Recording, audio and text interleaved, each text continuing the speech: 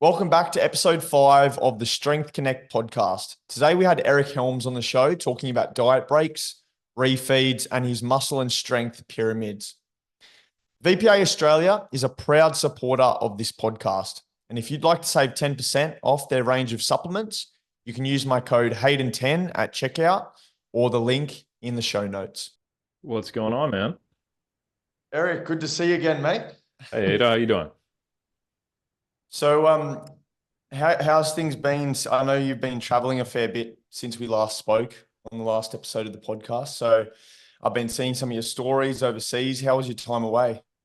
It was good. It was really good. It was a really cool trip. I got to be a part of like 3 different events in London, Milan, and the greater Valencia area. And then I also got to record a lecture for a master's degree in Spain. That's part of like basically an online sports nutrition thing. And I met up with a whole bunch of people across the kind of the broader international community. And it was a bit of like a tailspin, but it was really good. And definitely good to be home, but it was a really, really cool trip for sure.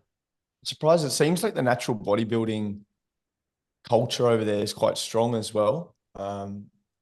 From what I saw, which is surprising for me. It seems like it's quite a big thing over there. I would say it's growing globally at the moment right now. You know, like in the States, the NPC is trying to have a natural show in every single state. They're moving in on what they perceive as a big money mover. Like in Australia, it's actually growing pretty substantially as well, with the WNBF and the IFPA now having shows in but I think they're both in the greater Brisbane area. And then yeah, it's growing quite a bit. It's pretty big in Europe.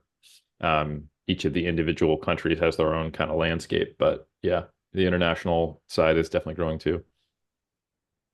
Mate, we're going to dive straight into some questions from some of the listeners and some of your fans, no doubt, on social media. So we threw out a bit of a Q&A, got a few responses on our Instagram story. So we might dive into those straight off the bat. Now, the first one comes from Ask for Ali.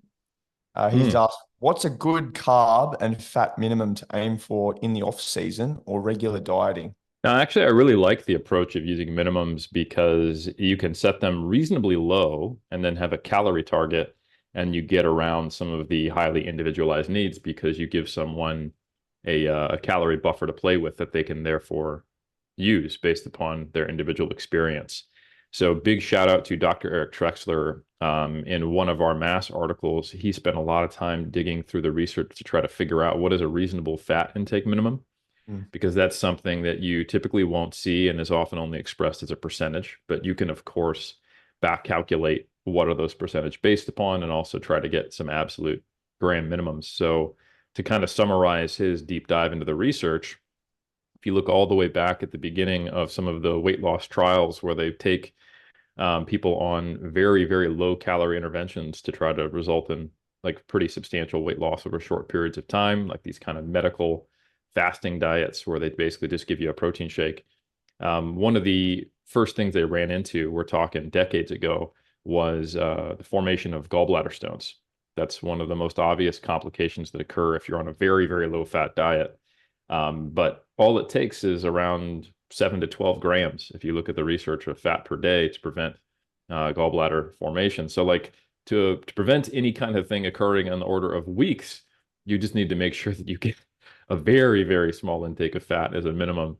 But that's almost impossible not to take in the off season without really purposely constructing like a no fat diet. After that, we get to more reasonable minimums that might actually be actioned at certain points. And that's kind of considering, all right, what's the minimum fat intake with a pretty attentive diet where we can get enough to support fat soluble vitamin uptake, as well as providing a sufficient complement of the essential fatty acids. And now we're talking in the range of 20 to 30 grams.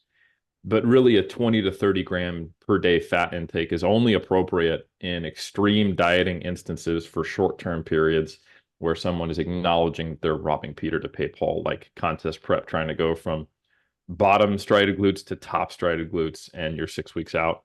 And a far better guideline is probably what is more feasible in terms of logistically able to get you those same benefits with a more, or I should say, a less meticulously planned diet, as well as what supports production of sex hormones in both men and women, because we do have data on low-fat diets creating slight but meaningful reductions in both estrogen in women as well as testosterone in men, and that's probably somewhere between the 40 to 60 gram per day mark. So a decent parallel for that is somewhere between, say, 0.5 to like 0.6 or 0.7 grams per kilogram, if you want to have that. But you could also just do it as an absolute gram amount and kind of scale that to your body mass. So if you're a smaller person, 40 grams. If you're a bigger person, closer to 50 or 60 grams as a minimum fat intake. And then as far as a minimum carbohydrate intake, for bodybuilding goals, in our off-season recommendations for bodybuilders that we published a couple of years back, we made a recommendation of it trying to hit at least 3 grams per kilogram as a decent kind of low-end threshold to support training. And I think that's a guideline that is with the understanding that you're doing a fair amount of volume. This is bodybuilders in the off season who compete. It's not to say that you wouldn't be okay with a lower intake than that, but just based upon some of the data we have around total daily energy needs and also the potential benefits of a sufficient carbohydrate intake to support the amount of volume that you get in a session, I think it's a decent low end threshold. And then from there, you can just tailor your calories based upon the target and distribute them as you want.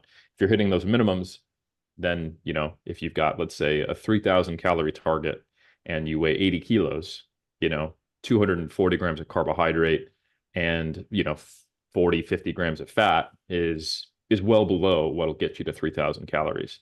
If you assume your protein intake is somewhere around 150 as well, you're talking about 1,600 calories from carbs and protein and another 500 from fat. So you've got 1,000 calories to play with in the off season that you can, distribute as you see fit. Someone who prefers a higher fat, lower fat, higher carb, lower carb, higher protein, lower protein diet, if you'd like.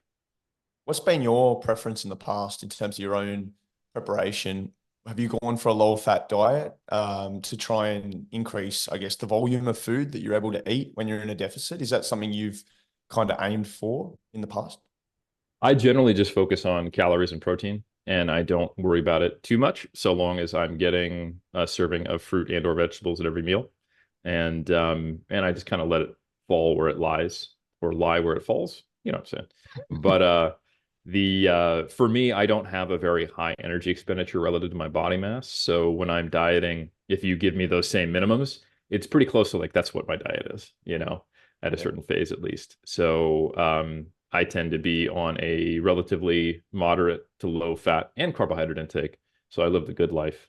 But yeah, I generally, my default setting for people is to be on, because they're, athletes are dieting, and there is, like you said, a greater food volume when you're focusing a bit more on keeping your fats relatively low. But I mean, honestly, you're not going to be on a high carb diet while you're contest prepping. You'll be on a moderate carb diet at best. Is to kind of focus a little on the lower end of the fat and then more moderate to high carb intake, unless the person is got a track record of feeling better with something flipped. In the context of my own prep at the moment, some of the different hunger hacks you might have used in the past. One of those that I've found quite useful at the moment is, as I said before, in relation to food volume, pumpkin. So roasting pumpkin and the amount of volume of pumpkin you can get through in relation to, say, something like sweet potato. Or is there anything like that you've utilized in the past where to sort of help you get through those periods when you're in a deficit, quite a deep deficit late in a prep? No, absolutely. Leveraging things that are low energy density, high in fiber is a great way to go. So essentially that just means, eating a lot of fruits and vegetables. I think that is absolutely a good way to go. I think bigger picture, having a sufficient step count and activity level, but not an excessive one, does seem to regulate hunger a little better for most people. Having a consistent meal schedule and knowing what's coming on a day-to-day basis. And then also not being under the impression that hunger is necessarily a problem until it is, that it is a normal expected consequence of being in a deficit. It doesn't indicate your body is being harmed. There's nothing wrong. And kind of like, the narratives we have around pain. Sometimes we can get quite afraid Correct. of it. We probably don't want to have narratives around hunger that are any more than it needs to be, like attaching, additional meaning. I think also understanding that hunger will be there to some degree. You want it to be as minimally distracting as possible, but spending all of your time and effort thinking about meal prep, how to reduce it, can sometimes cause a little more harm than good. The athletes I see who struggle the least with hunger are athletes who have a life outside of bodybuilding, so that when mealtime comes, it's not, they don't have time to do a 45-minute like macronator prep, and they're not making it like fun time. I like to cook and really obsess over how to make my meals as voluminous as possible. But they have some basic structure. They eat, 4 meals each time. They've got a good serving of fibrous vegetables and or a fruit. And they have a lean protein source, and they do it and they go about their day. And then they think about when they're going to have long stretches of time where they're not eating, and they start to bias their meals so that they have a little more fat, fiber, and total volume of food, to start off one of those periods, and they eat smaller meals at other times. So I think a lot of it is also perspective and structure and having the right understanding that it is normal to be hungry on a contest prep. It can't be completely mitigated, and being relatively accepting of that, I think, is important. There's actually even some data on successful weight loss maintenance and weight loss on what's called acceptance-based therapy, which is kind of acknowledging like there is no hack, there is no shortcut. This may be challenging, but based upon my values, it's worth it. And I think that can also be applied to competitive bodybuilding. In the last episode, Eric, we spoke to Mackenzie Baker, and Mackenzie was talking in the last episode a little bit about, flexible dieting, tracking, intuitive eating, and some of the things we were talking about in that episode related to some of the pros and cons associated with tracking. And I watched a few videos of you on YouTube coming into this episode, and just wanted to get a little bit of an understanding about your early days when you started competing. And one of the things that you mentioned as a personal anecdote was that when you started competing, I think your first season, you were tracking and you had some struggles with food, probably didn't get as lean as you probably could have or would have liked to. Yeah, I had zero issues with adherence in my 2007 prep, but I had a tremendously challenging time. And I was like, I can't keep dieting for more than, 4 or 5 months. And I got into pretty good shape at the time, but obviously I wasn't like diced. The biggest issue I had, which actually led to the formation of 3D Muscle Journey, was that I had a massive rebound after my first season, which was the real issue, where I went from a stage weight of about 80 kilos up to a body weight of like 102 within like 2.5, 3 months. So I was experiencing some massive binge eating and lack of control, and I had no understanding of why that was occurring. The biggest mistake I made was jumping into a if it fits your macros based approach with having no real consistency or structure or lifestyle based eating approach to bodybuilding prior to that. I didn't have a regular meal schedule. I didn't have a kind of a typical bro list of foods. And that was being relatively demonized in a very black and white manner. And everyone was focused on calories in, calories out. And, it doesn't matter. You don't have to eat these food. The bros are idiots, et cetera, et cetera. It was very much kind of this can't first can't mentality, to the detriment of not understanding the wisdom behind perhaps including a lot of fruits, vegetables, fibrous things, having a regular meal schedule, and following a relatively high protein diet.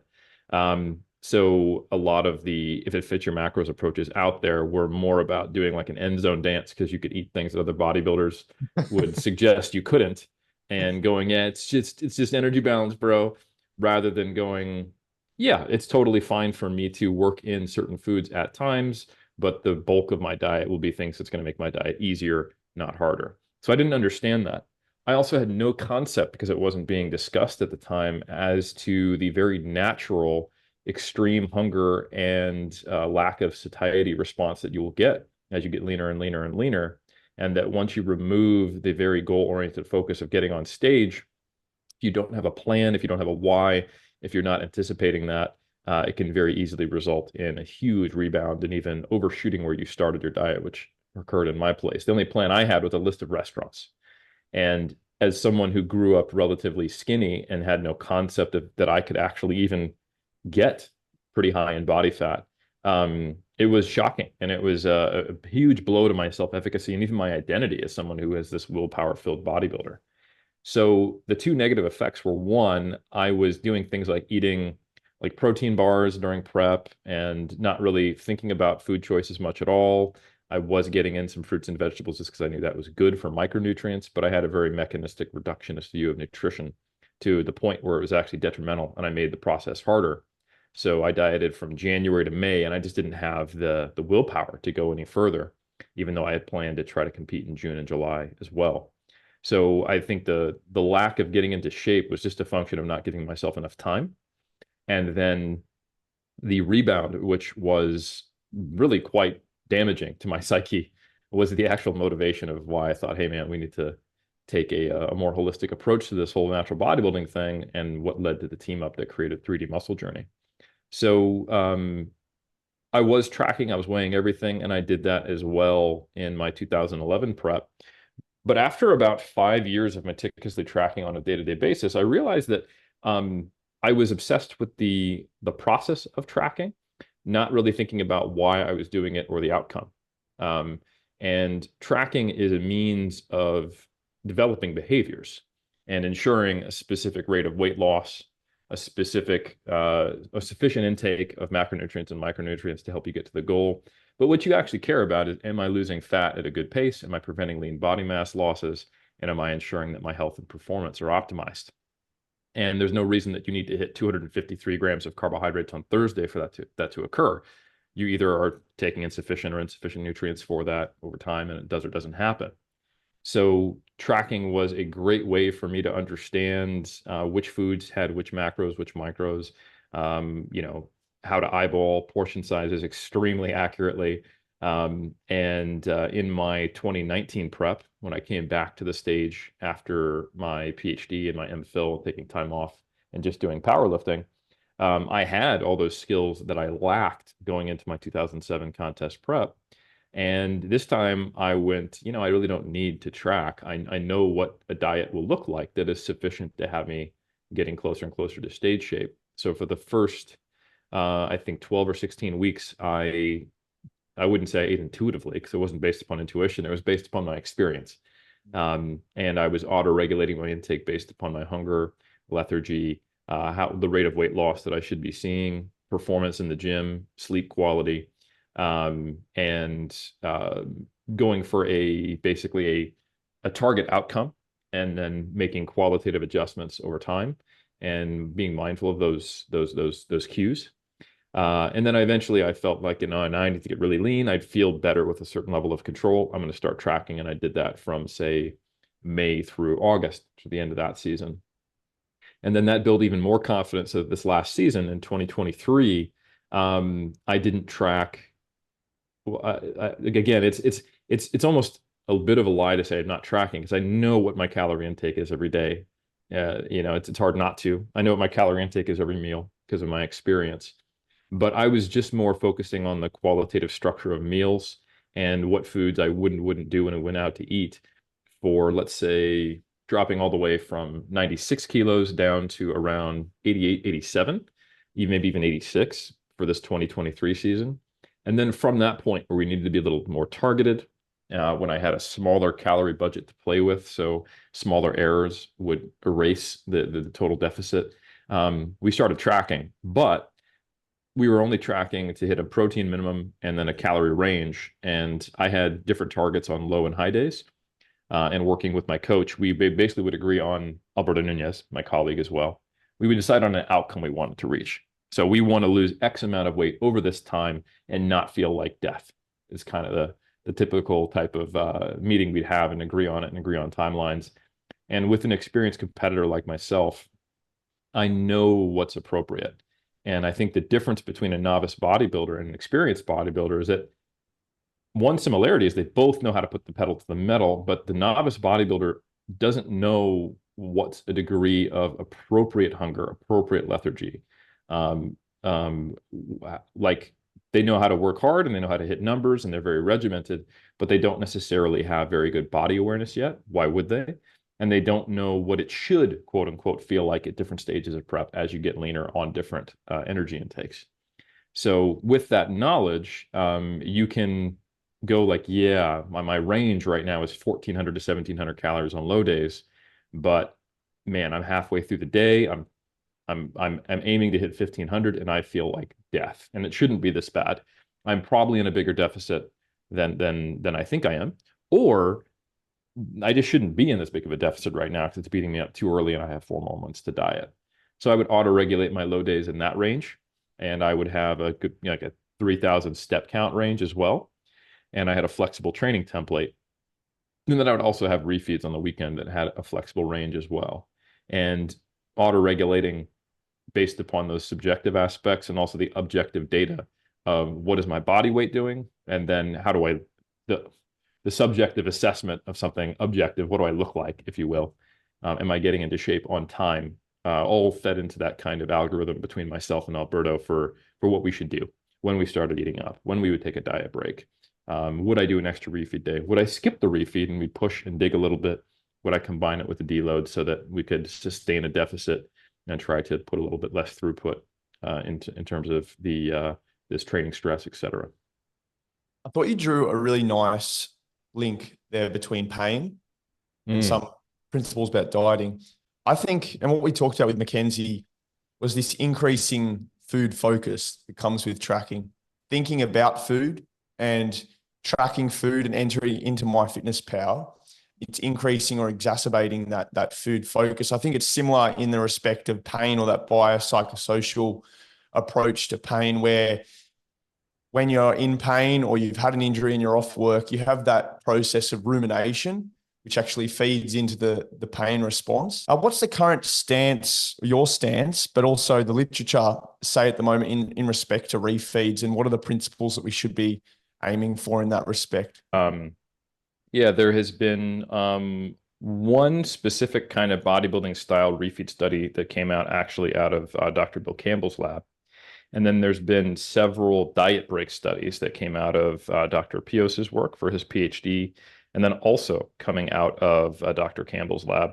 And the basic hypothesis to this approach came from the anecdotes that we had in the trenches, where we noticed that nonlinear approaches in bodybuilders seem to result in better outcomes relatively consistently. So you have a period of 1 to 3 days at maintenance. We call that a quote unquote refeed, or maybe slightly above it. And then we'd see accelerated fat loss or looking better or better performance or better subjective reports of how the diet was quote unquote going. And then diet breaks, we're talking a full week, maybe 2 weeks. Even two, yeah. Yep. And there is more research on diet breaks at this stage than there was refeeds. There's just the one refeed study. The refeed study was interesting. It was done in individuals who are following basically a 5 and 2 setup, so slightly higher deficit for 5 days, 2 days at maintenance, versus a group that did 7 days straight. The refeed work started with a study done with a 2-on, 2-off approach by Byrne and colleagues in men with obesity, where it took them twice as long to get to the eventual endpoint of that diet, but they experienced greater fat mass losses, greater retention of lean body mass corrected energy expenditure, or BMR, I should say. And then at the retest, when they came back 6 months after the fact, they had maintained more weight loss. Importantly, these are not metabolic ward studies. They're not perfectly calorie controlled studies. They're outpatient at best, where you might give someone a meal plan or even give them food, but they're doing their thing. So whether these are actual mechanistic changes or they were changes in adherence could not be discerned super well in that study by Byrne. Also, the application to bodybuilding is tough with a different population. Men with obesity, we're looking more at a treatment for a health condition rather than sports performance. So it was really important that a group, I think, led by Seidler, Madeline Seidler, who I think recently finished her PhD out of Texas Tech. Shout out to Doc Seidler now, when she was a master's student in Bill Campbell's lab. And then also Dr. Pios's work was to do this in leaner athletes with resistance training experience, and to use a different approach where it was not, 2 on, 2 off. But for example, in Dr. Pios's work, it was 3 weeks dieting, 1 week off. And an interesting thing occurred in both of those studies where there was no advantage in terms of body composition that occurred in either study. But both of them, through different metrics, reported better hunger management through actual physiological outcomes related to certain hunger hormones, and also subjective scales like reduced disinhibition, which means less of a drive to binge, essentially, or better energy levels, things like that. So essentially, it gives the impression that perhaps the work earlier done by Byrne might have been explained by better adherence to the diet. And when you're working with well-trained athletes who are going through a dieting phase, that might not be something they struggle with. That might be part of the reason why they're not, don't have obesity in the first place. So it is a tool to make the diet feel easier, not necessarily something that is going to make a substantial difference, at least to what was observed for body composition outcomes. One of the sub-analyses Dr. Pios did was he looked at the period of the actual 1 week diet break itself. And an interesting thing did occur to where I think lower body strength endurance improved. So there are acute performance increases during a diet break, and it may make the diet feel easier in aggregate. And that is at the quote unquote cost of it taking longer to lose the same amount of weight. Now, one of the main hypotheses that got generated from the anecdotes in the bodybuilding coaching community was that these were tools to mitigate metabolic adaptation. And I think that is still potentially true, but we haven't been able to experimentally test that. Because to see how well something does for mitigating metabolic adaptation, you need to actually observe metabolic adaptation.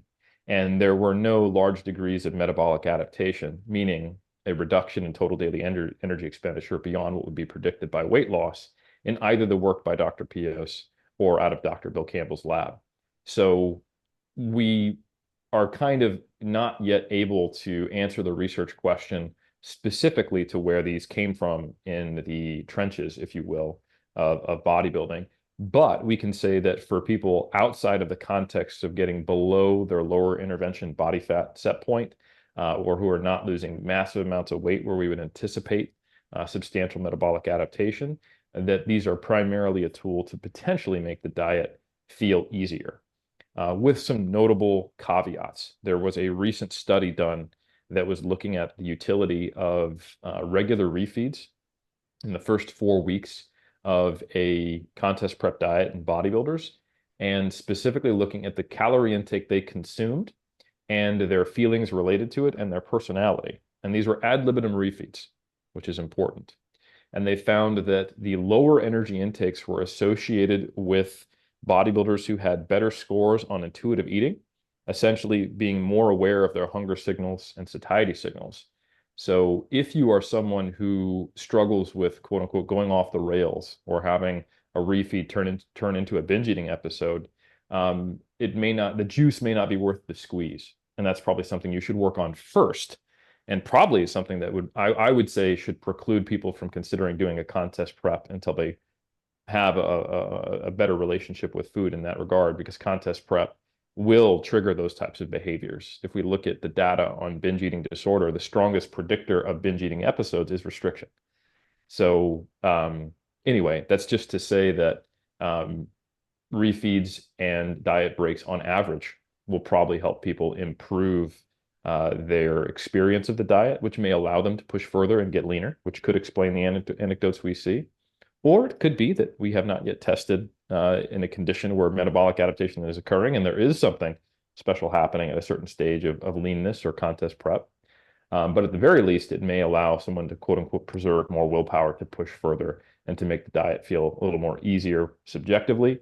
And I think from a logistical standpoint, diet breaks and refeeds are very useful for social events, because it is rare that people generally on weekdays on a day-to-day basis are needing to balance eating out and social events and holidays, but they do occur intermittently. So having an intermittent approach where you have more calories to play with, and if you especially are able to auto-regulate that and you're kind of going for a net deficit rather than a daily deficit, it gives an experienced athlete the tools they need to integrate bodybuilding into their life more effectively, which can be a game changer for their career sustainability as a physique athlete.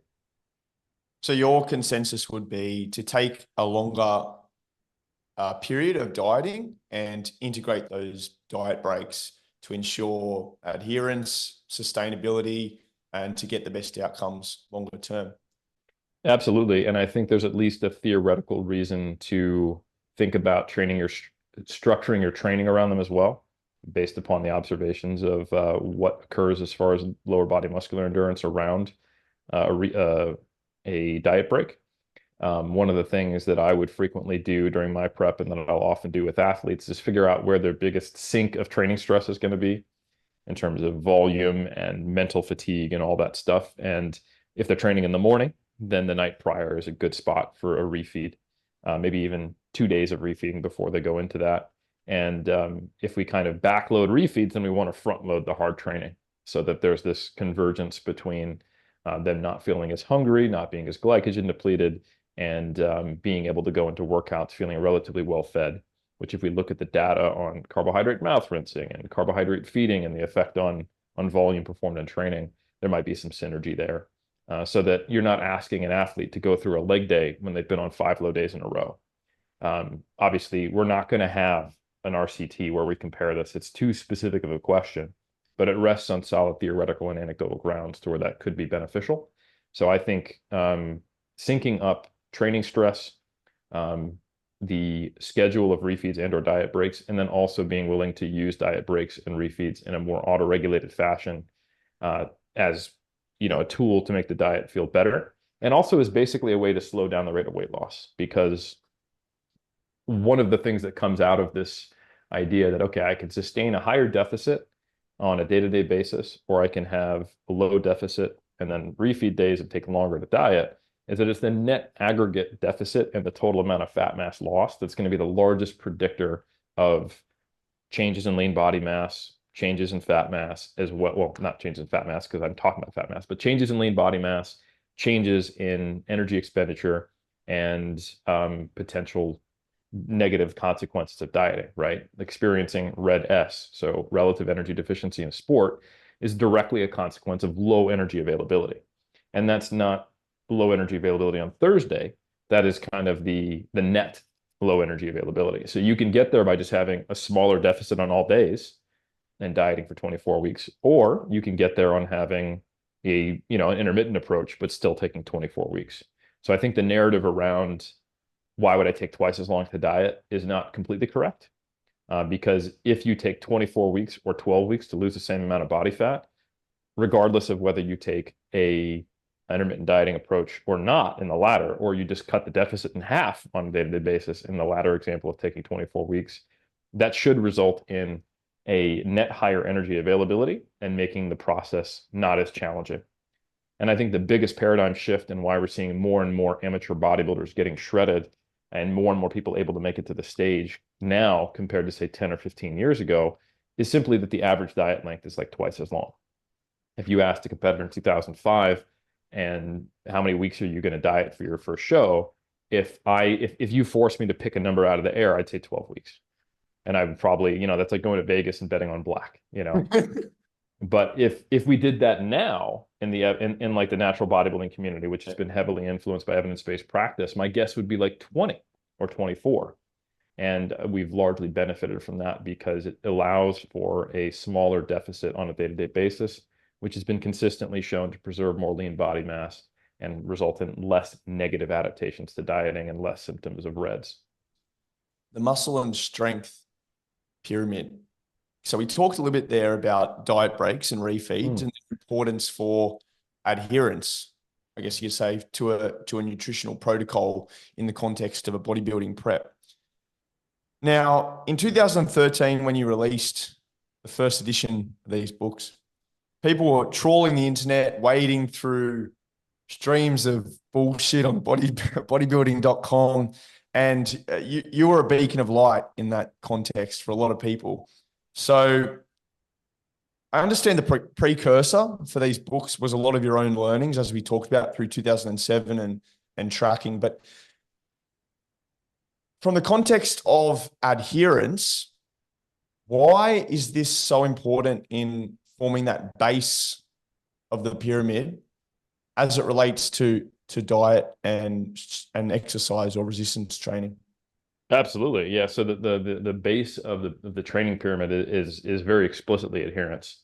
And then the base of the nutrition pyramid is energy balance, which is based upon adherence. But there's also kind of like this over-encompassing idea of behavior and lifestyle, Yeah. which I think is probably a better framing than adherence for nutrition, because adherence kind of makes this assumption that, oh, you're on a diet. And I think calling it behavior and lifestyle is understanding that nutrition is much more, it's different than following a training program. Training is optional, eating is not. And it is a part of being human. It's part of our culture, it's part of our familiar relationships. We literally use the term we break bread with someone to mean that we're connecting with them, right? We don't say we are doing curls to connect with someone. We should, don't get me wrong, but we don't, right? So the universal human experience includes nutrition, and that's not the case for training. So if we want to stay on track with training, adherence becomes critically important. If we want to stay on track with nutrition, well, we're going to get nutrition if we're in a developed country. But if we want to follow a nutrition plan that supports our goals, we need to integrate it into our behavior and lifestyle. That's kind of the rationale between that slightly different nomenclature.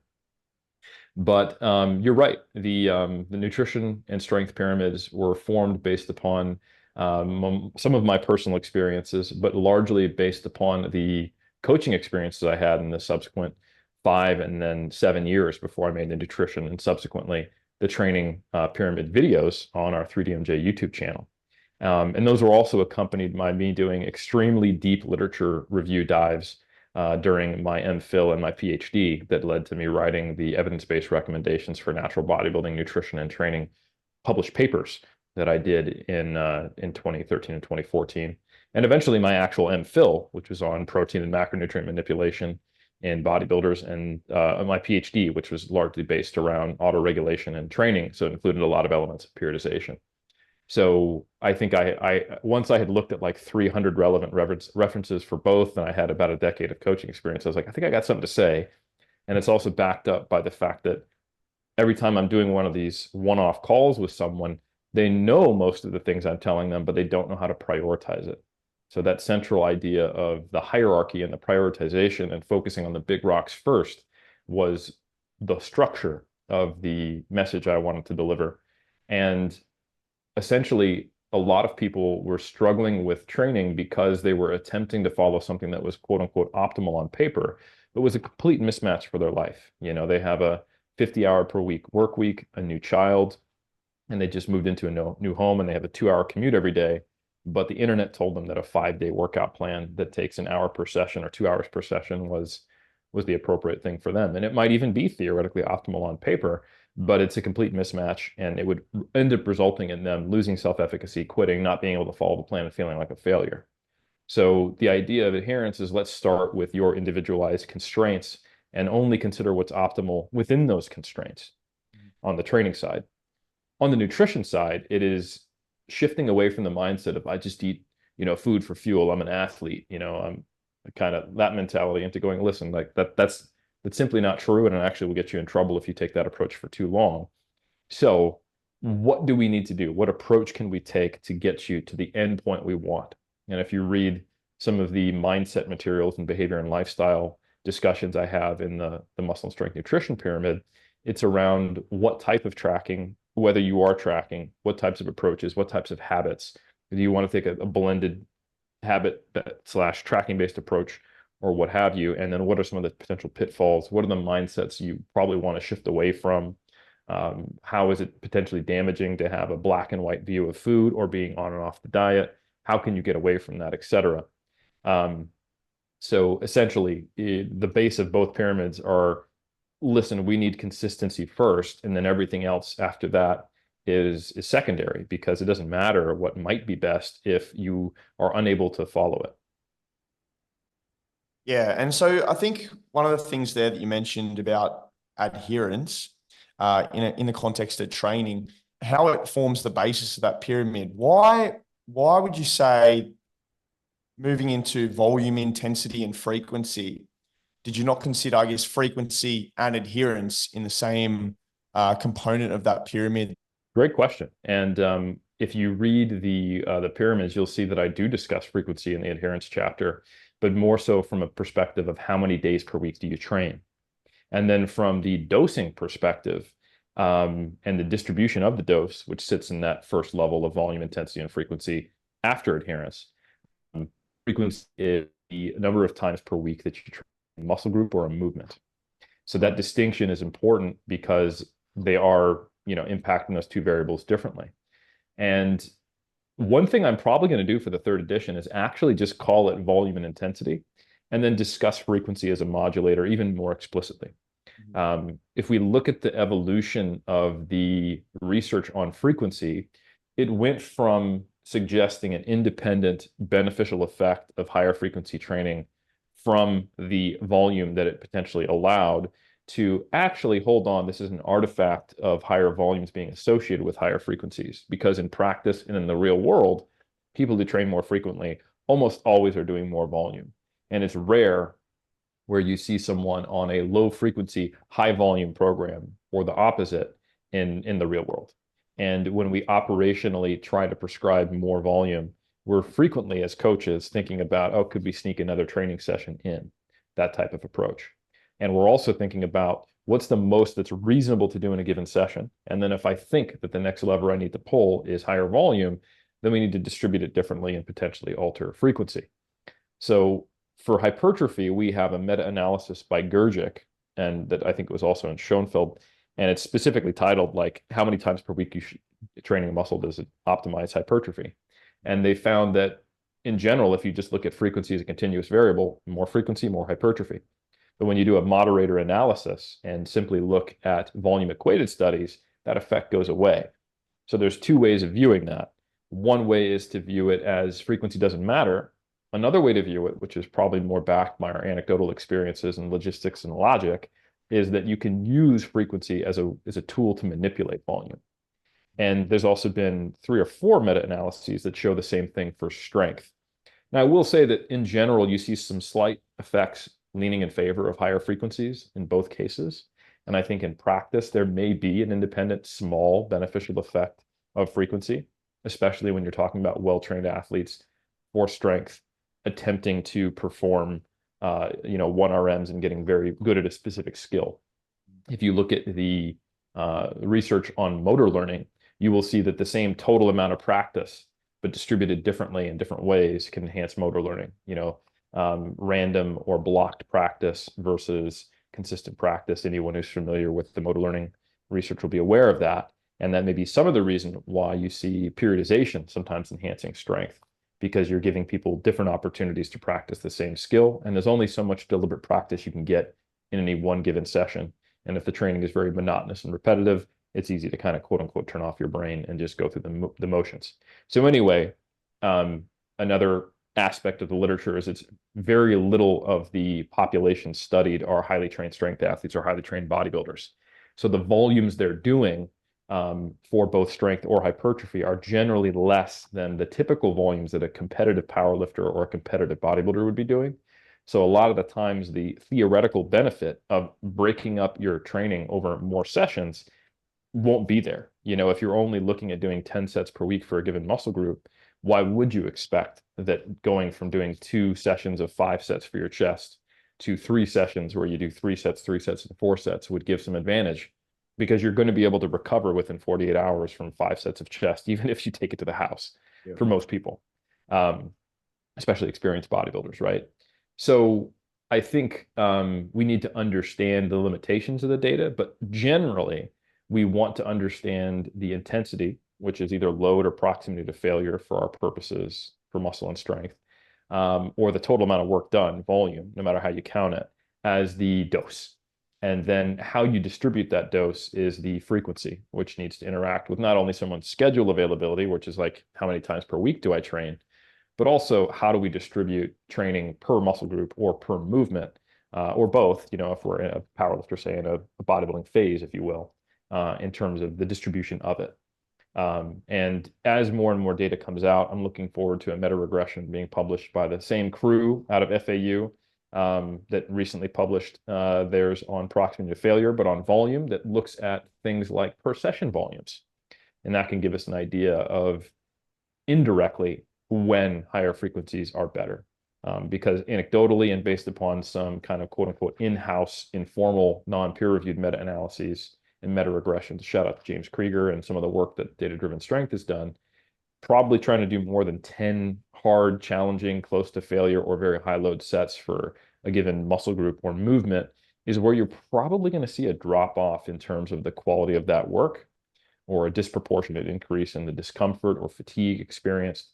And as a coach, I'm pretty loath to give someone like a 3 hour session when I could instead give them 2 hour and a half long sessions. And I do notice better functional outcomes. Yeah. So since we spoke to you in the last episode, Eric, I won't go into too much detail about where you're at currently with your training. We spoke a little bit about how you're opting for more higher volume training and the current stage of your career. Now, I've dug a little bit into some of the recent primary research, and I'm not sure if you've stumbled upon this paper, but there was a publication in March this year, differing growth of muscles in hamstrings depending on rep ranges. And this was published in the Scandinavian Journal of Science and Medicine and Sport. They had a 9-week randomized controlled trial, and there's 45 participants randomly allocated to one of three groups. There was a control and then a low load BFR group and then a high load group.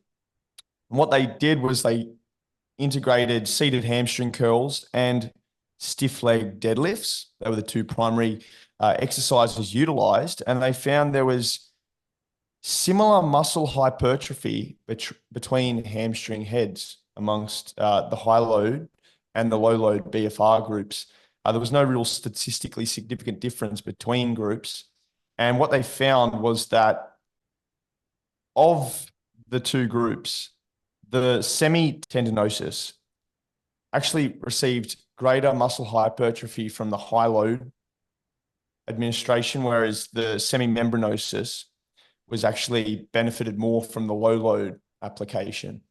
So I guess one of the things there that they looked at and they concluded was that it seems to be quite a large variation between individuals. So how much does, I guess, variations between individuals come into play in this second component of the muscle and strength pyramid? It's a tough one because to measure true individual variation, you have to quantify normal variation within individuals, meaning that if you or I was to repeat the same training protocol twice, how much variation would there be? Yeah. And that's something that is rarely done. And I say rarely primarily because it's been done like twice. And one of them, huge shout out to now Dr. Zach Robinson. This was the entire focus of his PhD. So what I'm getting at is that let's say we do a within subject design. We have your left leg train high reps, your low leg, your right leg train low reps, and we see some difference. If we then repeated that same process and switched legs and you twice, we would be able to identify your within participant variation between your limbs and also the same limb when it does the same thing twice in different conditions after a washout, how much variation is there? Because there is variation even within the same person when they do the same thing twice. They're more trained, they're less trained, they are in a different state in their life, their nutrition may be different, and there's also just going to be measurement error that compounds with that biological and environmental differences. And from some of the research that's been done in this area, that's unfortunately a pretty large amount within participant variation for repeating the same intervention accounts for. So when we have these one-off comparisons, and when I say one-off, I mean one experimental period, rather than say a crossover that's repeated, which is actually what you have to do, which is incredibly logistically non-feasible, we can't know whether we're observing but true individual variation or variation in response that is normal, quote unquote, variation to the same stimulus. For that reason, we need multiple studies on given topics, and why I tend to lean on meta regressions and meta analyses so frequently, because you need a higher signal to noise ratio. And I think at this stage, we need to understand the limitations of sports science and where our coaching experience comes in and the limitations of it. So thinking big picture kind of epistemologically, how we learn things and know knowledge, when we're using these designs in sports science and we can't feasibly calculate the within participant repeated variation, that means what we can know is generalities. It's probably a good idea to train across multiple rep ranges based upon the data we have. It's probably a good idea to have a fair amount of exercise variation as well to account for the complexities of functional anatomy. And if you see different responses among different people, could be individual variation, could be random variation, not sure. But we know that on average, X, Y, and Z approaches are best. This amount of volume, this amount of proximity to failure, this amount of frequency, this amount of protein, yada, yada, yada, you name it, right? But what's better for Tom? We don't know. Not from sports science research. Maybe from a case study. If we repeat a case, do a repeated case study on someone, sure. But then the generalizability is only to Tom, right? We know it works for Tom, but we don't know if that'll also work for Jerry or Suzanne or all these other random names I'm pulling out of a hat. So this is where coaching comes in. So as a coach, you can take someone through the same protocol under similar conditions multiple times, make slight tweaks, and then also have some type of inference that you can make based upon the collective heads being put together of the athlete and the coach and some of the people in your network, whoever is part of this athlete support system. And you can make a decent inference as to what works best for Tom now. And now Tom's on the right track. What you can't do as a coach is say why. So, for example, I coached Bryce Lewis from his very first powerlifting meet all the way up to his last fourth, national title win through his world championship win, his entire career until he, recently retired like a year and a half ago, right? I did find repeatable trends when I did the same thing with it multiple times. It did take me years to figure it out, but I saw that certain combinations of volume, intensity, and frequency and exercise selection consistently worked to make him improve far beyond the novice or intermediate stage. Now, I could make up a narrative as to why that occurred, or I could say it was individual response variation, or it's just his environmental factors, but I don't know. All I know is that repeatably, when I do X, I get Y.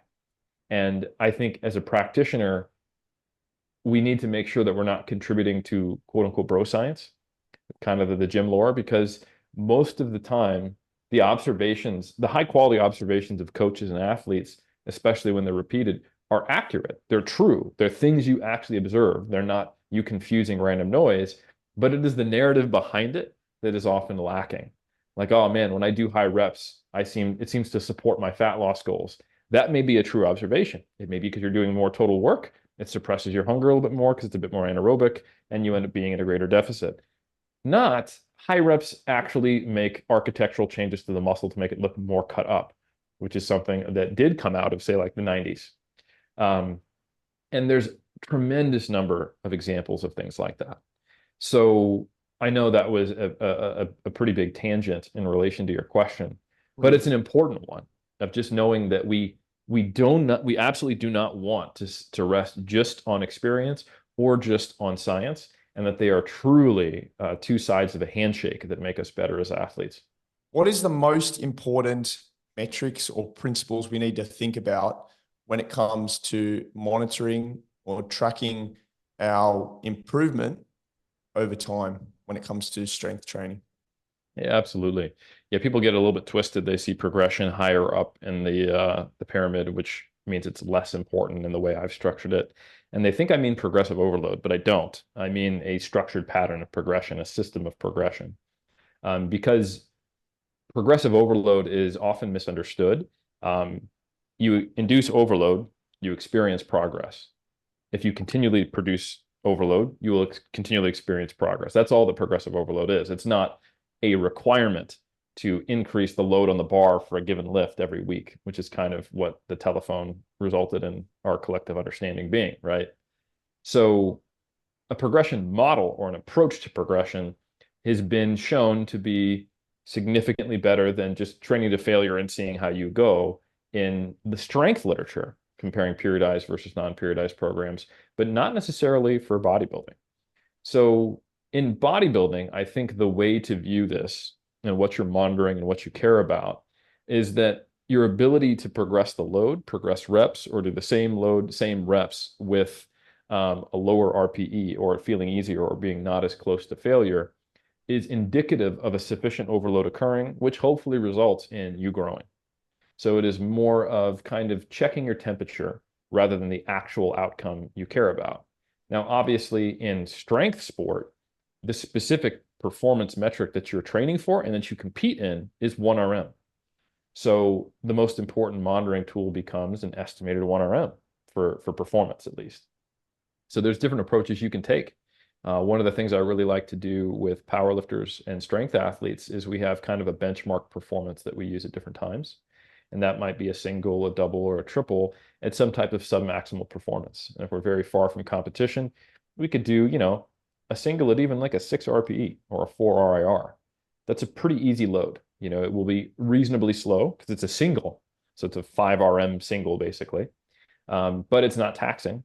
And it will give us a decent estimation of our 1 RM right now. So we can keep our kind of finger on the pulse of where our strength is at a given time, letting us know how is our training going and what is our recovery, at least in terms of recovery for absolute strength. That's one example. Now, holistically, you need to view it a little differently for bodybuilding. For bodybuilding, you're more so looking at, in aggregate, are most of my lifts going up in some way or fashion in an appropriate manner for my training experience? So if you're a novice, and this is like the first program you've ever ran, pretty much every time you repeat an exercise, you should see measurable, quantifiable performance improvements if you're doing it right. And if you're training hard enough and you aren't sandbagging, which you don't have the skill to know yet. So that can happen. If you've been training a year and you're an intermediate and you've made the bulk of your kind of quote unquote newbie gains, you've had this very large increase in strength, you've seen some noticeable changes in your body, and if things have started to slow down, maybe now this is happening, block to block or every couple of weeks. And then as you get more and more experience, the rate of that progress, you need to expect it to slow down, even when you're doing everything right. And you have to require some skill and some experience and some knowledge to know what a true plateau is. And misidentifying plateaus and trying to do more or changing something is a pretty consistent issue that late stage intermediates and advanced lifters run into.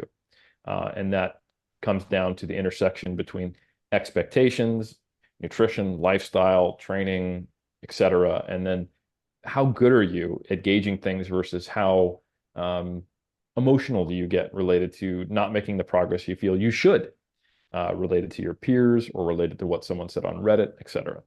So it's challenging, but essentially what you're tracking is performance for bodybuilding as a way to assess if the overload is occurring, and then as a way to assess if you're actually reaching the target goal of increasing your estimated 1RM as a powerlifter. But that's not all you need to track. You also need to track metrics of recovery, because sometimes the answer to a plateau is doing more, and sometimes the answer is doing less, or more holistically, doing more dose of training, which could mean training closer to failure or choosing harder exercises or something like that. So you need to assess in other ways subjective recovery, because objective recovery just is performance, but you can see issues with that if that's all you're tracking. If you assume everything is fine with an increase in volume or an increase going closer to failure just because your strength performance is recovering session to session, but it's not going up, you don't actually know what's going on under the hood that well. Unlike in, say, endurance sport, there's actually no observed incidences of true overtraining syndrome, which is overreaching to the point where you're seeing a suppression in performance that doesn't return to baseline, even after months of recovery. That's simply something that has not been observed in resistance training in the literature. In any incidences where we do think it's observed in the literature, it's typically covariating with low energy availability in REDs, and we can't say for sure that it's OTS. So what does happen, anecdotally and in some cases of the literature, is that you get burnout, injury, or other issues that occur prior to you're actually seeing a sustained suppression in strength.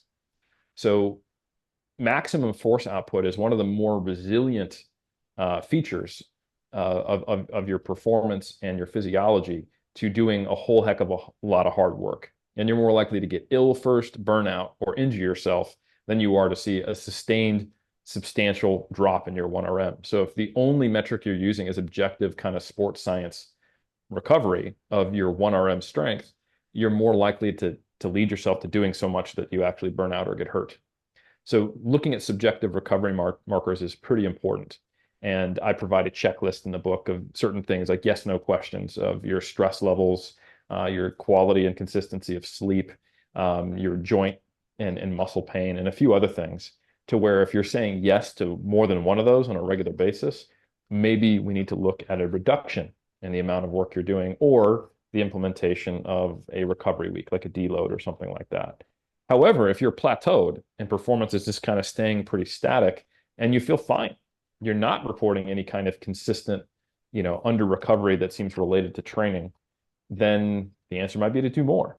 But you want to make sure that you tick every other box first. Like, is my nutrition in order? Is my sleep in order? Is my proximity to failure actually what I think it is? And is my exercise execution and exercise selection optimized? Because you can always add more volume. You can always add another set. The only constraints are your time, but you can't choose to get stronger.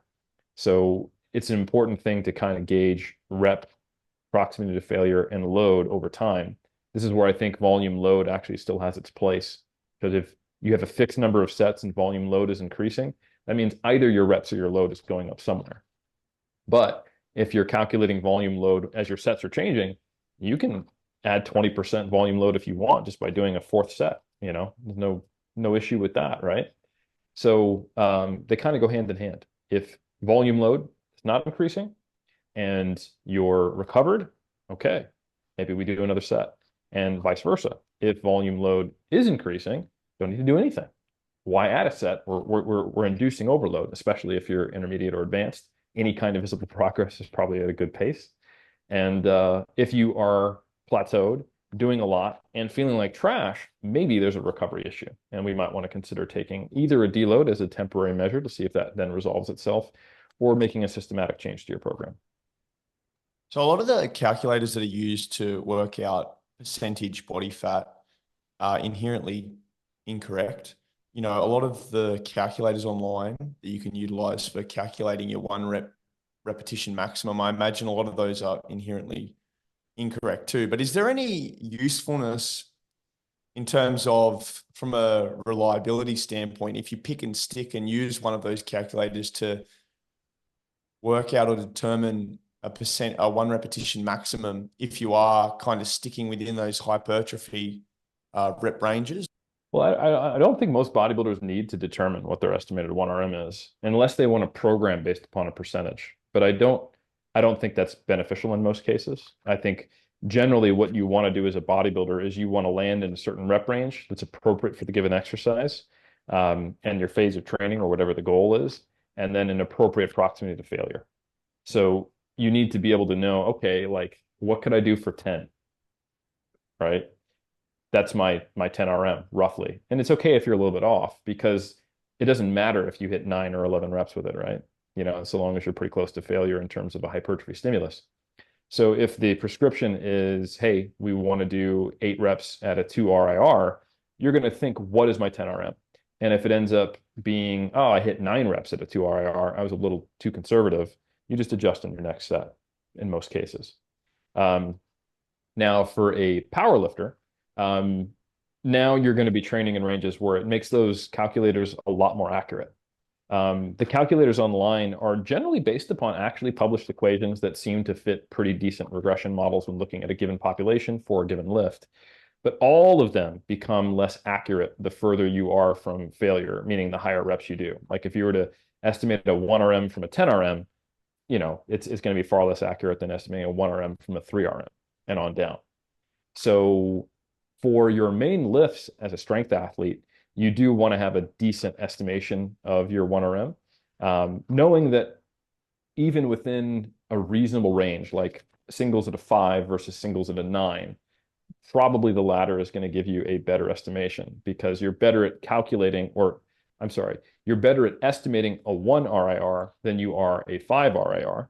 And you're also going to have less error in the calculation with estimating a 1 RM from a 2 RM than you are going to from a 6 RM.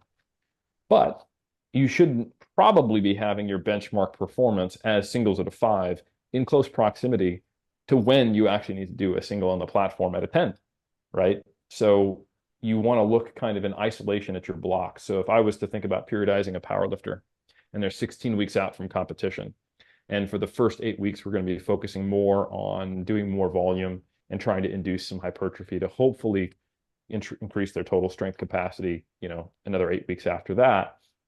I might only be doing 1 or 2 singles per lift per week in a 5 to 7 RPE range or a 3 to 5 RIR range. I'm going to only kind of focus on that within that block so that I know how are we doing on this non-specific training phase. I don't want to see 1 rep max go down during this phase, right? We're trying to do other work that hopefully helps us long term, and I want to do sufficient strength work, kind of a minimum effective dose of strength work to not backslide. And then when we go into the next block, now we're doing a lot of singles, maybe more frequently, and we're also doing them in the 8 to 10 RPE range. Now I can have a lot more confidence in these being accurate estimated 1RMs. But what I'm not going to do is go, oh my God, our 1RM went down as soon as we started the strength block because the last estimated 1RM I had on bench at a single at a 5 RPE was higher than the single we just did at a 9 RPE. That's just a poor comparison. So to your point, there is inherent error, but it is a disproportionate error the higher the reps are. Bodybuilders probably don't need to be concerned about what their estimated 1RM is. And for powerlifters outside of the big three, you can probably just perform reps at a given RPE for your accessory work. You don't need to calculate like your reverse hyper 1RM for obvious reasons. So the main metrics you care about are within block similar comparisons of an estimated 1RM for the main lifts, or if you're far enough away for your equivalent of the main lift. You might be doing singles on, like safety bar squat if you're far enough away from competition, and that's fine, whatever your benchmark metric is, but you just don't want to compare apples to oranges. Now, is it simply a matter of preference and how the exercise feels for you? I guess your individual biomechanics, or should we really be focusing on a lot of those evidence-based papers where EMG data is suggesting certain exercises like a barbell back squat or a hip thrust might be better for, say, glute or hamstring activation or so forth? Well, it's funny you said hip thrusts and back squats, for example, because there's a paper that recently got published by Plotkin where they compared glute hypertrophy following back squats and hip thrusts. Similar hypertrophy of the glutes, but very different EMG, indicating that the glutes had a higher EMG response, right? Yeah. So we are still in the hunt for sufficiently useful proxies for hypertrophy, where you can take short-term data and then predict how good an exercise is for performance. And there is so much that goes into it. There are potentially ways of doing an EMG study where you could maybe predict it for being better for a given muscle group. There's advances in EMG technology, high definition systems. There's ways of essentially the issues with EMG are that you're going to get confounded signals from surface muscles. That's what you're testing surface electromyography, right? So you're not sure what is surface EMG, deep EMG, and what's actually representative of the true muscle force. You are comparing between individuals who are going to have very different muscle morphology, a fat interface, different biomechanics, different experience levels. And if you're comparing between movements, the different position in your joints and your tissue can even change the signal. So we don't know if, for example, the EMG signal on your gastroc with your knee bent versus your knee flexed is actually comparing like to like. That different position in the muscle may be changing the strength of the signal just from a distance to the electrical signal issued. It's purely from a electro like an electric sensing aspect, just the mechanical error, if you will. Changing a joint changes a muscle, changes the muscle morphology, change the signal is essentially what I'm getting at. You do that between individuals or between lifts, now you've got some major sources of error. We also have a tremendous amount of data that indicates the higher load you lift, the higher peak EMG signal. But we also know that low load training and high load training produce equivalent outcomes when volume and proximity to failure are matched in terms of set volume. So EMG tells you about electrical activity in a given moment. And if we have these designs where we're comparing different people and different exercises, all we can really know is whether a muscle is quote unquote on or not whether it's necessarily a better exercise. However, if you took an individual and you compared similar joint positions on two different exercises, similar number of reps and similar proximity to failure, and one gives you a higher EMG for a given muscle, that probably does indicate that muscle is doing more. But that's not what studies do. Like if I went into the lab, hooked up the EMG, and I did a dumbbell lateral raise and a cable lateral raise, and I got different signals on different heads, then I would be and I did it multiple times to see if that was the case for me. Same number of reps, same proximity to failure. I could be reasonably confident that that might be representative of the amount of work that those given muscles were doing in those two different movements. But then at a certain point, it's like, am I really even comparing two different things? So the utility of EMG is very limited. And I think so long as you know the limitations of the metrics that you're using, then you can use them effectively within the constraints of how effective they can be. So when you're choosing exercises, what do you base them on?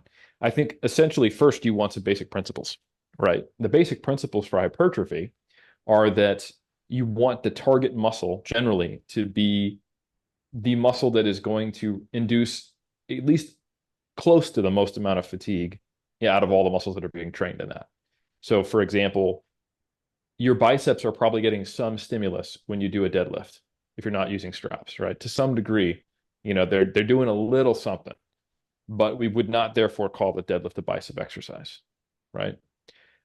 Your biceps are probably getting even more stimulus on something like a row, but we would probably also still not call a row a bicep exercise, or there'd be questions about how should we count that volume compared to a curl and on to a lat pull down, et cetera, then differences within curls. So essentially, an exercise is useful to hypertrophy a target muscle or muscles if when you get close to task failure, those muscles are also close to their muscular failure, if you will. And there's going to be differences between individuals, because especially on compound lifts. And that's going to be due to muscle morphology, prior training experience, and how they perform the exercises, right? So femur length relative to torso length. Absolutely. 100%. Yep. And that's where potentially machines can be helpful, is you can change the position on the platform on a leg press or a hack squat and where your foot goes to get a similar bottom relative knee, ankle, and hip joint position that you can't on a back squat, because gravity is going to be in the same spot no matter what, and the bar is going to be in the same spot no matter what, and you can't shift positions that much. You can go wide, you can go close, you can do high bar, you can go low bar, maybe you can front squats, and there's limited amounts of manipulations you can make with free weights. So machines allow more degrees of freedom, or I should say they have less degrees of freedom, which allows you to potentially manipulate things in a different way. And there's potential trade-offs to that. If you have more degrees of freedom and there's more muscles that are involved in a given movement, then it may be more effective at just general hypertrophy. Quantifying that and knowing that to what degree, it's hard to say. But if you are taking an approach with bodybuilding where you are trying to target a specific muscle for a given exercise, then it makes more sense to have some of these elements of stability in that kind of comparison you had with your colleague. Now, it's not just coming down to which muscle is going to be the limiting factor or one of the limiting factors to decide whether an exercise is good for it. You can get a little more granular than that. So for example, if you can achieve that and also be doing so with the muscle being exposed to a longer muscle length, we can expect generally greater hypertrophy from that. We have a tremendous amount of data that indicates training muscles at longer lengths, if there is sufficient tension at that longer length, is a good way to go. And we have that from like 4 different types of study designs that I can think of off the top of my head. So exposing a muscle to a longer length, providing tension at that longer length, and then making sure that it is the one that is going to experience fatigue are all important components of a movement. Another important component of a movement is that you can actually load it incrementally over time, that it doesn't lead to injury or substantial deviation in technique from session to session. You can actually perform it consistently so you can observe and monitor progress. And that it is something that you, to some degree, enjoy so that you could do more work with it or at least feel confident in it. This is more of a qualitative subjective thing, but it feels like a stable foundation to build on top of. Some movements, they might meet those other criteria, but it's like, shit, I don't know if I'm gonna be able to load this and do more reps week to week to week. And that it also lends itself towards actually performing all contractions. So I'm not a huge fan of deadlifts from the floor because it gets increasingly challenging to actually control the eccentric, as an example. Even if you have the limb proportions and maybe you stand on a box or whatever, you do deficit deadlifts, they're probably going to be worse than an RDL where you start out of the rack because you are going to purposely perform the eccentric on an RDL, right? And there's other reasons, the RDL actually has you get into greater stretch on the hamstrings and glutes, et cetera. But I think if you're meeting those criteria, then any exercise is on the table for bodybuilding. For powerlifting, it comes down to how you conceptualize a movement. And there's multiple different reasons you might choose a movement. There is practicing and building the specific skill of the lift in close proximity to training it. And that is generally going to be the competition lifts. There is practicing specific components of the lift. If you think about an Olympic lifter, focusing on the first, second, or third pull, for example, or say a power lifter who consistently struggles with, on a sumo deadlift, the bar looping away from their shins. So maybe they do a mid-shin pause just to kind of cue contact, right? This is like utilizing exercises for motor learning purposes. So the loading is not going to be maximal. The rep range is going to be not trying to produce fatigue, but give them an opportunity to correct or modify their movement patterns and expecting it to transfer to the main lifts, right? And of course, there's going to be some overlap here. You could combine this with an accessory purpose of also trying to create hypertrophy or something like that. So you have kind of the motor learning of the main lift, the motor learning of a specific component of the lift where you're using another exercise, a drill or something like that.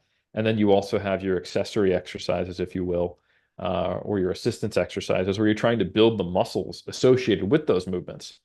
And sometimes you don't need much of that if you have someone who is anthropometrically built to powerlift and they can sustain a high volume of heavy squats without having pain, without having joint discomfort, without experiencing too much fatigue, then sure, squats are a great exercise to build the muscles in squats.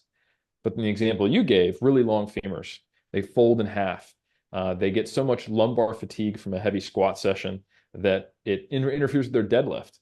Then maybe it would make sense for them to do the minimum dose needed to maximize the skill of squatting, but accumulate volume for the glutes and the quads to make them grow from something like a hack squat, safety bar squat, front squat, leg press even, knowing that the further you get away from the movement pattern of the lower bar, of the competition low bar squat, the less direct transfer you're going to have. But that may not matter if you're doing enough low bar squatting to build the skill and you're really more interested in, let me find useful ways to grow my quads, to grow my hamstrings, to grow my glutes, and to grow my spinal extensors. And that will look very different between individuals. You take two different powerlifters with different anthropometrics, heights, strength levels, injury history, personal preferences, and access to equipment, and more or less time to train, and maybe different recovery arcs, ages, and absolute body masses relative to their strength. And now you have very, very different looking programs, but ultimately those all have explanations in physiology or biomechanics. Yeah, there's some really interesting and useful insights there in terms of exercise programming. I think a lot of people will benefit from. What are some of the general principles and recommendations when it comes to rest periods? What we want to accomplish in our training is taking muscles specifically, reasonably close to their point of failure, a sufficient number of times to accumulate enough of a training stimulus. And it ultimately comes down to volume and intensity. Now, the reason why we're talking about rest periods and I'm talking about volume and intensity or proximity to failure and total work is because when we look at the rest period data, when you make up for any lost volume performed from reducing rest intervals, the effects largely, not completely, of insufficient rest or low rest periods seem to go away. So if you were to compare someone doing 3 sets to say 4 sets, but the similar amount of total work done, and it was done in the same amount of time, meaning the 4 sets did not rest as long, you often get equivalent outcomes if the proximity to failure and loading were similar. And this makes sense. Ultimately what we're trying to do is get a sufficient amount of dose. And our rest intervals are making sure that we have the energy producing capacity to do that. Now, along the way of resting or not resting sufficiently, we're going to have a subjective experience. How does our body signal to us that you are under rested? It's fatigue, right? So that has multiple sources. We might feel burning in our quads that makes it discomforting and we're unable to actually gauge true proximity to failure. We actually see from a study by Halpern and colleagues or a meta-analysis that when you're doing more than 12 reps, your ability to gauge proximity to failure is worse. That's probably an example of experiencing the burn and pain and discomfort that is masking actual proximity to failure and potentially effect of the cardiorespiratory demand, huffing and puffing, feeling tired, right? Now that cardiorespiratory demand stacks the more stuff you do and the more work that you do in a given period of time, the density of your training, if you will, and the amount of muscle mass that's moving, ultimately the total amount of energy you're expending, how much ATP you're having to recycle and how quickly, right? So if you're choosing to use compound exercises that are free weights, they are more mentally demanding, they require more stabilizing muscles like squats and deadlifts, and you're choosing to do high rep sets, and if you're choosing to go to failure, and if you're choosing to use really short rest intervals, you can imagine doing the same amount of total muscular stimulus would feel a whole lot harder. I could tell someone, I want you to do 10 sets of quads in this workout, and you can manipulate other training variables while still doing 10 sets, 10 hard sets of quads that would make that feel tremendously harder or tremendously easier.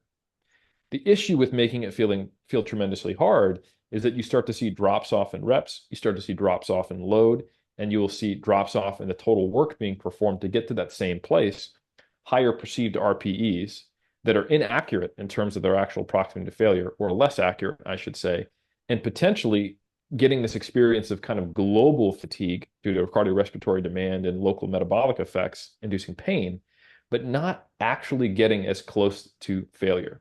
So discomfort is kind of what we want to avoid. Now, this is much less of an issue when you're doing things like bicep curls, lateral raises, calf raises, single joint movements where the total energy expenditure is not that high.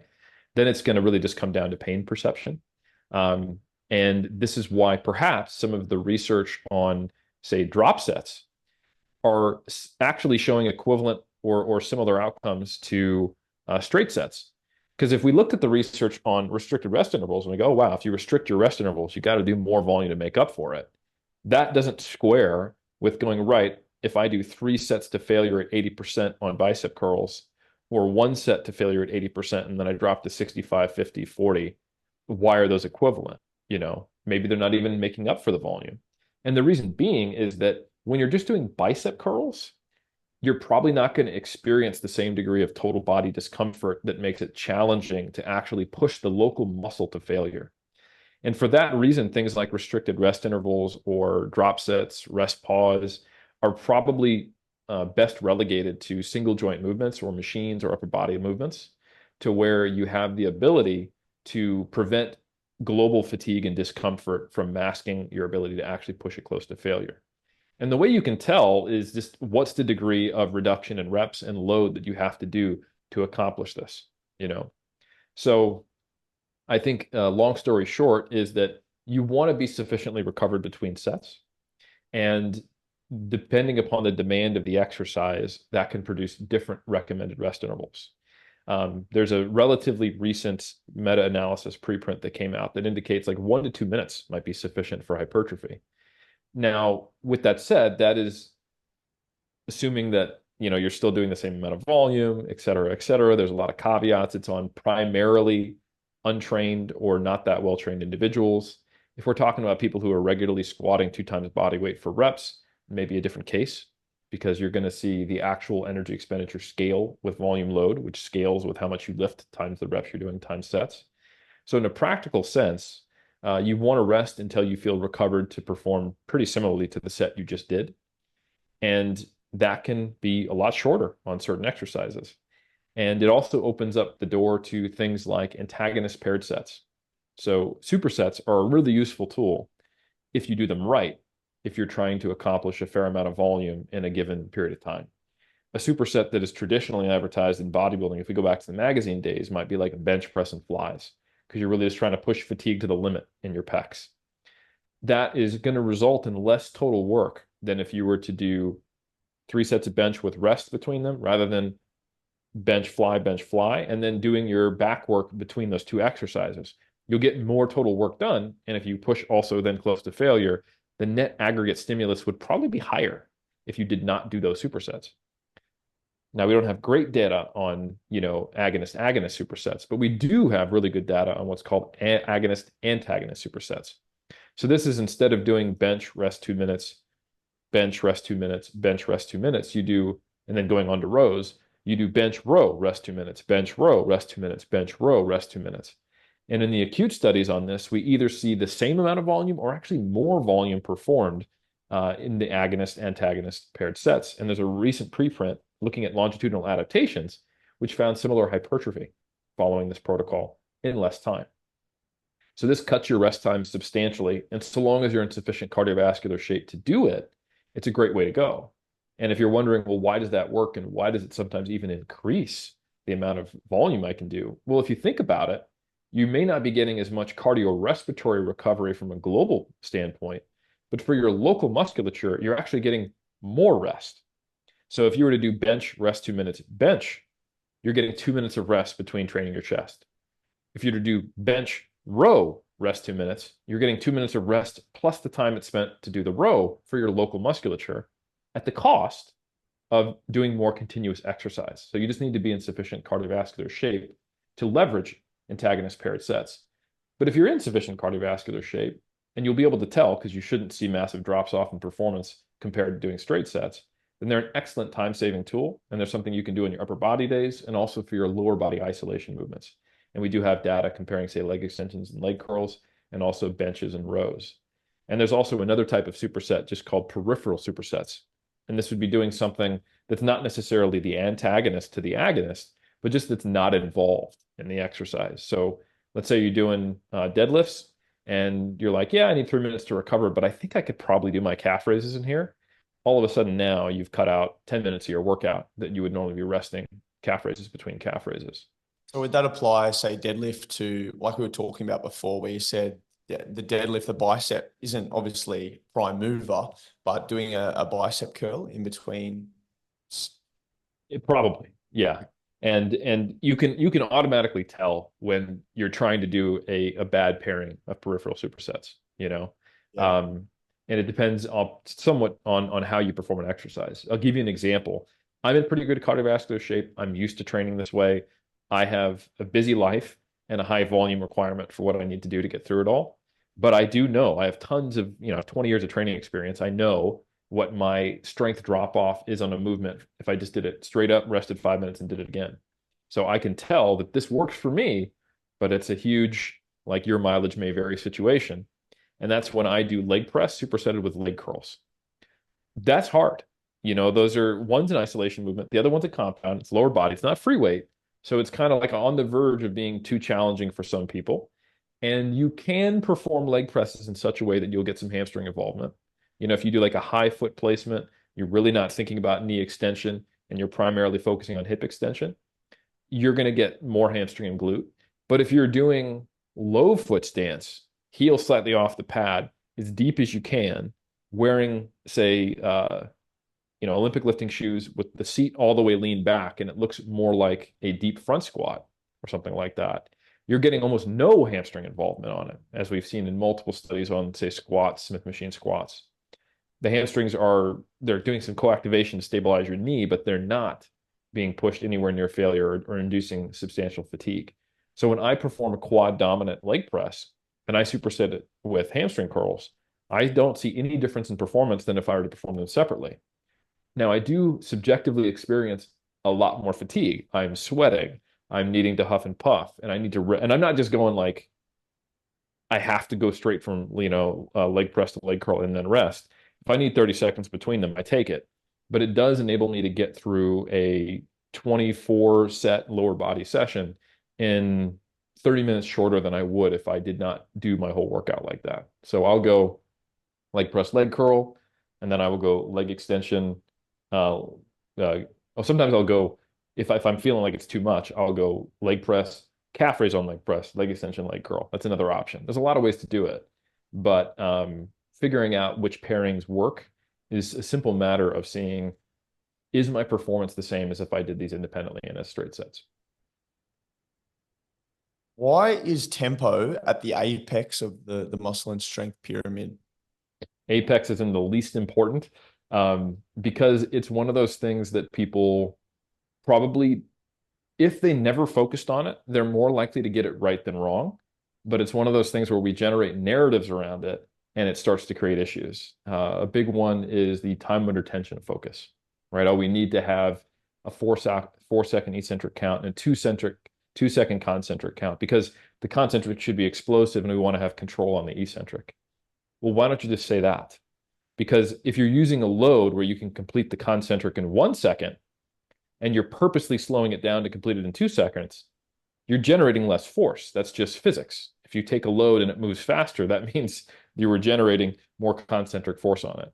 So your tempo should largely be just a result of the load you're using. And the only time that that changes is on the eccentric because you're substantially stronger eccentrically than you are concentrically.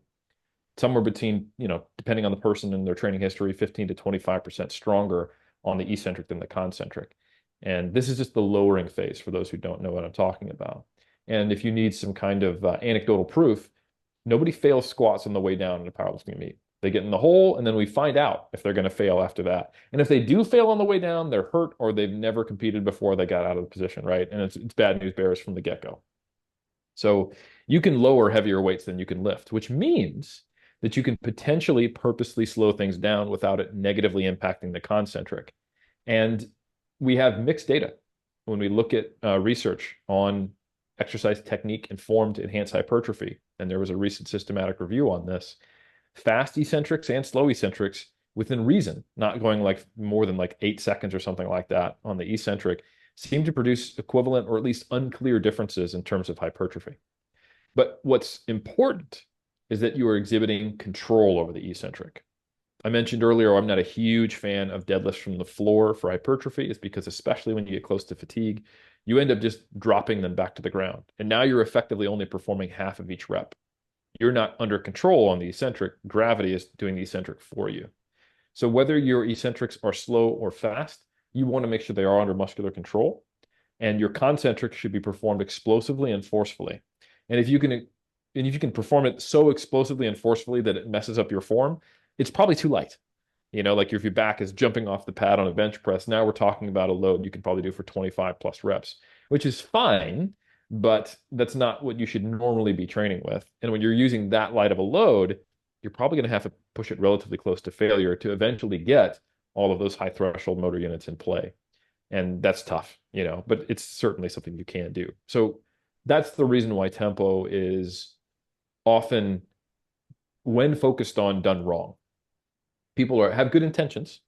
They want to make sure that they are getting a effective emphasis on the eccentric because it's an important contributor to the total amount of volume and stimulus you're providing. They want to make sure that your concentrics are producing high forces, but you can achieve those things at different tempos depending upon the load you're lifting.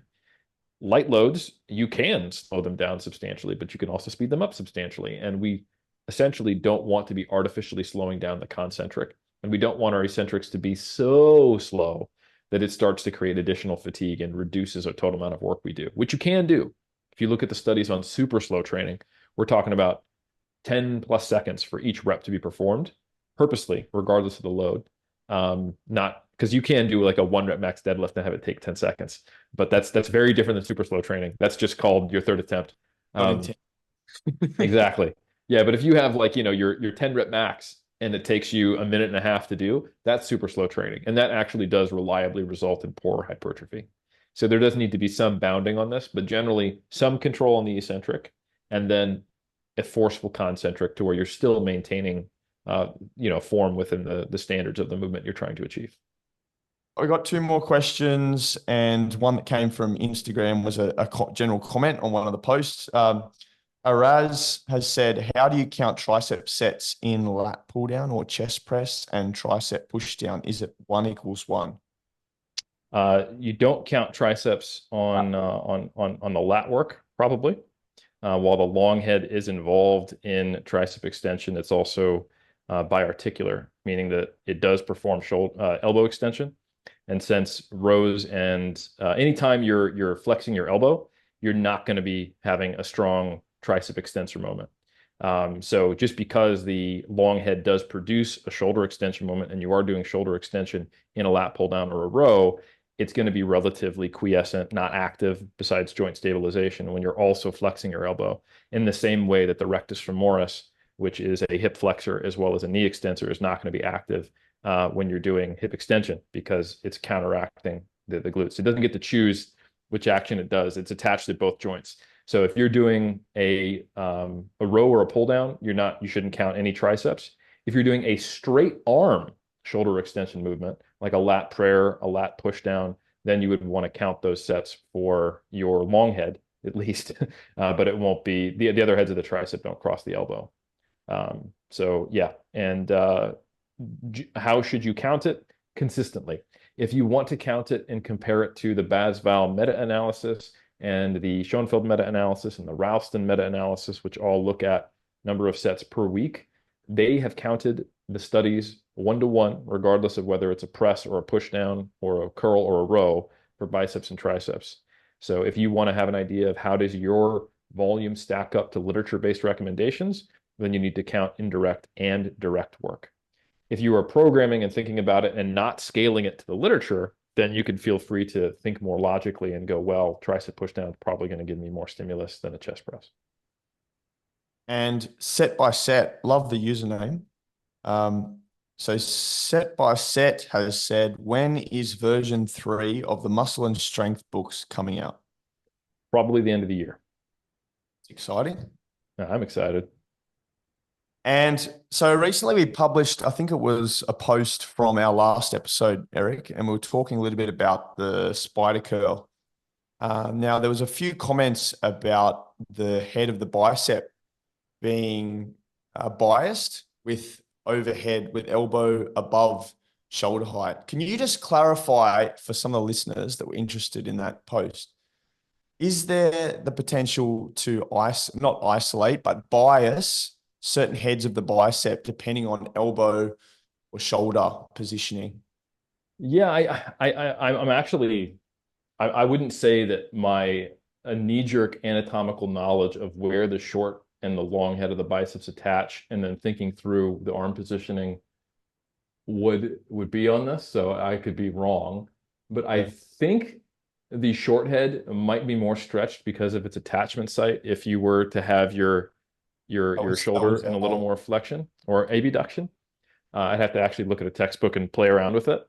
I will say that there are degrees of importance with thinking about these things, and there's degrees of potentially maybe taking it one step too far. If this is a competitive bodybuilder asking about this and they're trying to get like their front-facing bicep a little bit bigger, then maybe go down this rabbit hole. But I would say that, for the most part, when I think about putting the biceps on stretch, I primarily just think about the degree of shoulder flexion or extension. Sure. Yeah. Sure. But I do think internally or externally rotating the arm and then elevating the shoulder probably would have slightly different effects on the biceps and long head and short head. But I'm comfortable saying I would need to look at an anatomy textbook and kind of work through it. It's not a level of detail I think most people would need. I'll put it that way, and not just because I don't know it. That's not just a politician duck. I just don't know that is actually going to be something that actually has tangible benefits.